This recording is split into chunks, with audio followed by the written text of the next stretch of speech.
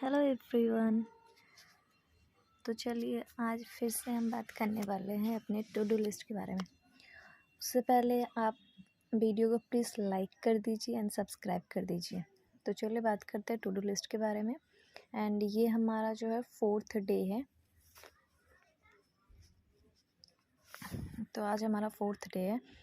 तो सबसे पहले बात करते हैं कॉन्स की।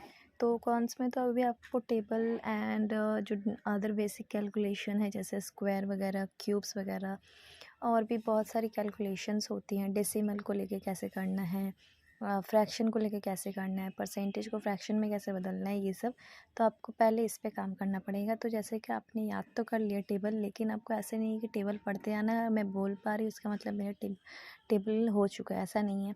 अगर आप ऐसे मैंने 18 × 19 लिख दिया और आप अगर इसको कर पा रहे हैं फटाक से कि हाँ मुझे पता है 18 × 90 क्या होगा, तो आपका कैलकुलेशन सही हो चुका है। नहीं तो अगर आप ट्रेडिशनल तरीके से कर रहे हैं कि 17 × 18 लिख रहे हैं, फिर उसको टेबल कर रहे हैं, बना रहे हैं, कैलकुलेट कर रहे हैं, उसके बाद बता रहे हैं, तो आपका जो प्रैक्टिस है वो नहीं हुआ है।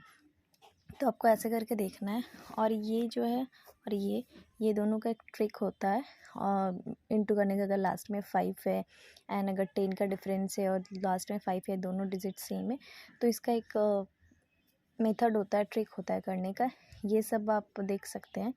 अब ये सब का भी वीडियो अगर आप बोलेंगे तो मैं ला दूँगी। तो ये सब का ट्रिक आपको प्रैक्टिस करना है, क्योंकि ये जो है आगे जाके यही सबसे ज़्यादा हेल्पफुल होता है आपको कैलकुलेशन को जल्दी करने में। एंड आप स्क्वायर कर सकते हैं डेली। जैसे 116 का स्क्वायर याद नहीं करना है, लेकिन ये ट्रिक से निकलता है। 58, 95 ये सब का आपको याद नहीं करना है, ये सब ट्रिक से निकाला जाता है। एंड क्यूब्स, डेसिमल को कैसे सॉल्व करते हैं जल्दी। डेसिमल का नंबर कोई आ गया तो हम लोग नहीं कर पाते थे, मतलब ट्रेडिशनल तरीके से हमें कभी सिखाया नहीं गया, लेकिन इसको फास्ट तरीके से कैसे करते हैं ये सब आपको देखना है। एंड ये जो है मैंने टाइम एंड वर्क करने के लिए आपको बोला था, तो ये जो एडवांस क्वेश्चन है, एडवांस्ड क्वेश्चन मतलब जो एडवांस लेवल पे है, वो टाइम एंड वर्क जो मतलब मेंस में आ सकते हैं। तो मैंने आपको बोला था कि आपको कोई भी चैप्टर उठाना है तो उसको बस प्री लेवल तक करके छोड़ नहीं देना है, उसको एडवांस लेवल तक प्रैक्टिस करना है। तो आप अगर टाइम एंड वर्क कर रहे हैं तो एडवांस लेवल के क्वेश्चन भी करिए जो मेंस तक आ सकते हैं। एंड डीआई करना है आपको बार ग्राफ।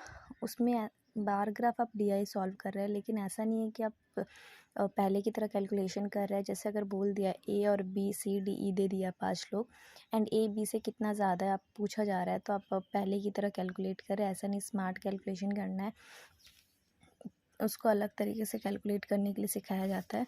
तो आप वो सब वीडियोस देख सकते हैं, और अगर बोलेंगे तो आप मैं ला दूँगी इसके ऊपर वीडियोस।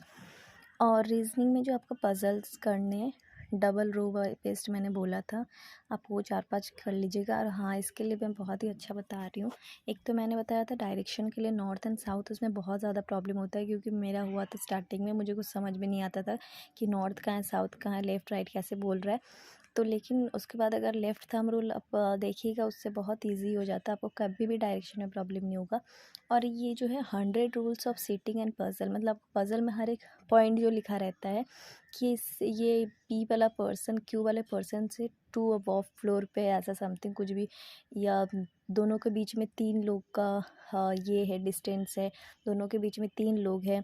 तो ऐसे ऐसे बहुत सारे पॉइंट होते हैं जो आपको समझने पड़ते हैं, तभी आपका पज़ल आसान होगा बनना। तो ये जो 100 rules and of seating and puzzle है, ये पुनीत सर का एक वीडियो है, उसमें शायद 3 या 4 घंटे का है, मुझे याद नहीं है।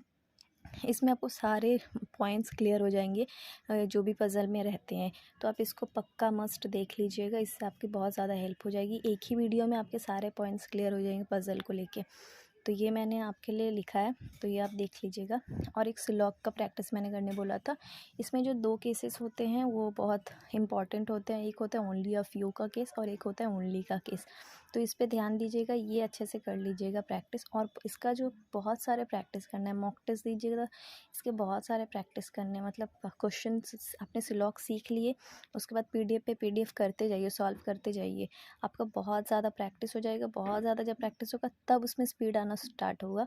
ऐसा नहीं है कि आपने सीख लिया और आपका स्पीड आ जाएगा। तो बहुत सारे प्रैक्टिस कीजिएगा, उसके बाद आपका स्पीड आएगा। एंड नेक्स्ट बात करते हैं इंग्लिश को लेके।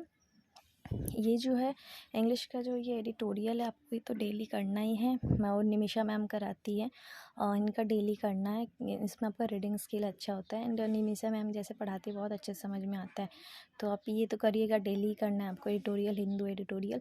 और या तो बहुत लोग न्यूज़पेपर पढ़ते हैं और न्यूज़पेपर पढ़ना प्रेफर करते हैं, अगर वो कर पाते हैं तो अच्छी बात है, कर सकते हैं। और जिसको नहीं करना है कि मेहनत नहीं करना है, बस फ़ोन खोल के बैठ जाना है उससे अब मतलब आपको आसानी भी होगा। बस फ़ोन में वीडियो है, मैम देती है, आप बस देख लीजिए बैठे बैठे।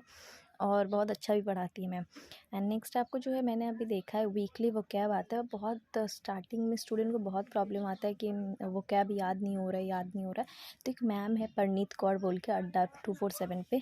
अभी वो वीकली वोकैब कराती है निमोनिक्स के साथ, मतलब आपको ट्रिक के साथ याद करवाएगी, इससे आपको याद भी हो जाएगा। तो आप ये वाला देख सकते हैं।